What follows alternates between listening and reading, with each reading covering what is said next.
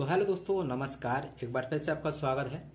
तो दोस्तों, आज बात करने वाले हैं कि ट्रांसफ़र को लेके जो भी TRE 1 और TRE 2 के कैंडिडेट हैं, जिनका ट्रांसफ़र के लिए जिन्होंने अप्लाई किया था, तो उनकी जो है एक मतलब न्यूज़ निकल के आई है, कुछ अपडेट निकल के आई है। और इतने दिनों से हम लोग सोच रहे थे कि जल्दी ही जो है ट्रांसफ़र कर ही दिया जाएगा डायरेक्टली, लेकिन ऐसा नहीं है।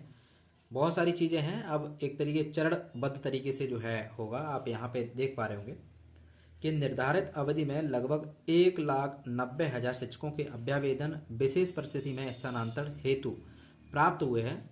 समीक्षा उपरांत यह निर्णय लिया गया है कि मार्गदर्शिका की कंडिका 5 में वर्णित श्रेणियों के अनुसार प्राप्त अभ्यावेदन का निष्पादन चरणबद्ध तरीके से निम्नबद्ध तरीके से किया जाएगा। उसके लिए क्या है कि प्रथम चरण में दोस्तों जो भी असाध्य रोग से ग्रसित हैं, विभिन्न प्रकार के कैंसर वगैरह, गंभीर रुग्णता है जैसे कि किडनी रोग, हृदय रोग या फिर लीवर रोग, दिव्यांगता के आधार पर स्वयं नियुक्त और ऑप्टिज्म और मानसिक दिव्यांगता, और पांचवा जो ऑप्शन है विधवा एवं परित्यक्ता। तो ये जो है दोस्तों पहले चरण के अनुसार आएंगे। और इसके साथ साथ क्या है कि द्वितीय चरण में दोस्तों पति पत्नी के पदस्थापना के आधार पर होगा। जो भी पति पत्नी है, एक अंतर जिले में या फिर जो है किसी अदर जिले में जाना चाहते हैं, एक सेम टू सेम जिले में। तीसरा जो चरण है दोस्तों वो ऐच्छिक स्थान से वर्तमान पदस्थापन की दूरी के आधार पर शिक्षिका के लिए, यानी कि फीमेल कैंडिडेट के लिए। यहाँ पे भी देखिए सरकार ने नीति अपनाई है कि लेडीज फर्स्ट, है ना। और तब की फिर बाद में कहते हैं कि महिला पुरुष बराबर है, सबको तीसरे चरण में ही करना चाहिए था ना। आगे देखते हैं।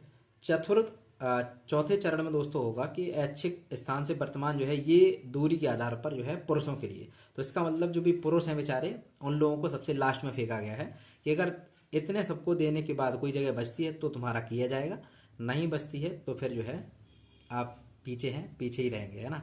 तो ये सब चीज़ें हैं। तो आज भी जो है दोस्तों बहुत सारी चीज़ें संविधान के अनुसार नहीं चलती हैं, ठीक, याद रखिएगा। जाति, धर्म, लिंग, इसके आधार पर जो है भेदभाव होता है आज भी, ठीक। आगे देखिए। प्रथम चरण के अंकित 5 श्रेणियों में क्रमानुसार 1 बाय 1 बारी बारी से जो है विचार किया जाएगा। उदाहरण स्वरूप जो है दोस्तों प्रथम श्रेणी के असाध्य रोग के आधार पर स्थानांतरण हेतु प्राप्त अभ्यावेदन पर विचार करने के उपरांत द्वितीय श्रेणी के गंभीर रुग्णता, किडनी रोग, हृदय रोग, लीवर रोग के अभ्यावेदन पर विचार किया जाएगा। इसके बाद तीसरे चौथे चरण के आधार पर जो है ये सब चीज़ें की जाएगी। मतलब 1 बाय 1 करके किया जाएगा। सबसे पहले जो भी कोई रोग से प्रॉब्लम है, उसके बाद जो है कि किडनी की प्रॉब्लम है या हार्ट की कोई प्रॉब्लम है, तो ये सब चीज़ें, और विधवा वाला। तो यानी पहले चरण में लगभग ये जो चीज़ें हैं हो जाएगा। उसका दूसरे तीसरे। तो अगर हम लोग ज़्यादातर बेसिसली देखा जाए, जो भी ज़्यादातर जो BPSC वाले टीचर हैं ज़्यादातर की बात करते हैं, तो वो लोग जो है तीसरे और चौथे चरण के अंतर्गत आएंगे, जिसमें कि दूरी का आधार पर शिक्षिका और दूरी का आधार पर जो है पुरुष, तीसरे और चौथे। तो इसमें कुछ एक चीज़ और है कि भैया जो ट्रांसफ़र अपडेट है 7 तारीख से ट्रांसफ़र की प्रक्रिया शुरू हो जाएगी। यानी कि 7 तारीख, आज लगभग 3 तारीख हो चुकी है। और सबसे पहले प्रथम, उसका जनवरी के जनवरी माह में ही दूसरे और तीसरे की भी कर ली जाएगी। यानी कि जो पहला चरण है, दूसरा चरण है और तीसरा चरण है, 3 चरण जो है दोस्तों आपके जनवरी माह में ही कंप्लीट कर दिए जाएंगे। यानी कि आप लोगों का ट्रांसफ़र जनवरी माह में हो जाएगा, है ना। और उसके बाद जो पुरुषों का जो होगा, यानी कि चौथे चरण का सिस्टम जो होगा, वो लगभग जो भी आपकी 10th की परीक्षा या फिर जो है 12th की परीक्षा इनकी हो जाएगी, उसके बाद ही कहीं ना कहीं आपका होगा, क्योंकि भैया ड्यूटी भी तो करवानी है आपसे। तो ये सब चीज़ें हैं दोस्तों। अब देखते हैं क्या कैसा है। इतने दिनों के बाद वेट करने के बाद भी वही मिला कि तारीख पे तारीख, ट्रांसफ़र की पॉलिसी ना हो गई। और इसके लिए जो है दोस्तों एक और मतलब बहुत सारी चीज़ें आई हैं कि साहब सबसे पहले 16 लोगों की एक टीम बनाई गई है। 16 जो भी पदाधिकारी हैं उनकी टीम बनाई जाएगी। कोई और आदमी जो है इन्वॉल्व नहीं होगा। उसका जो पूरा उसकी प्रिंट आउट वगैरह निकलेगी, 1,90,000 प्रिंट आउट निकलेंगी। ये 16 लोग अपने हाथों से ही चेकआउट वगैरह करेंगे। कोई क्लर्क वगैरह कुछ काम नहीं करेगा। तो ये पता नहीं इतना जो है लंबा खींचने की क्या ही ज़रूरत थी।